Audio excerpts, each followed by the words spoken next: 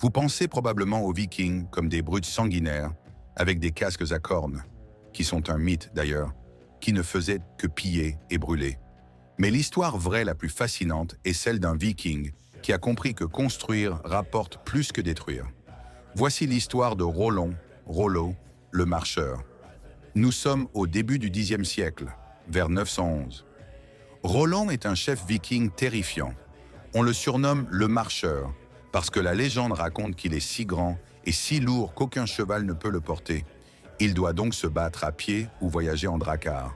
Comme tous les vikings, il passe son temps à remonter la Seine pour piller Paris et les villes alentours.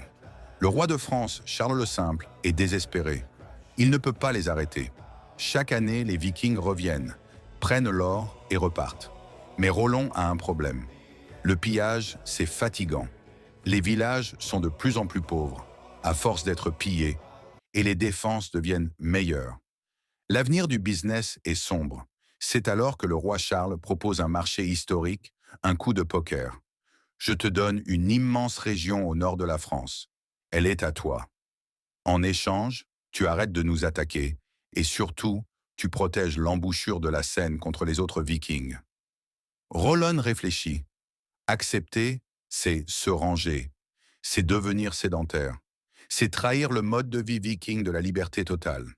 La décision qui a changé l'Europe. Roland accepte, mais il y met sa touche personnelle. Lors de la cérémonie d'allégeance, un évêque lui dit qu'il doit embrasser le pied du roi en signe de soumission.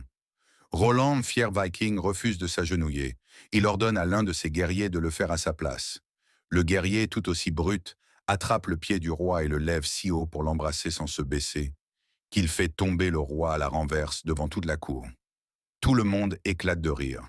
Message reçu, je suis ton allié, pas ton esclave. Là où l'histoire devient intéressante, c'est ce que Roland fait ensuite. Il ne s'est pas contenté de prendre la terre pour continuer à vivre comme un sauvage. Il a compris qu'il devait évoluer. Il a appris le français. Il s'est fait baptiser.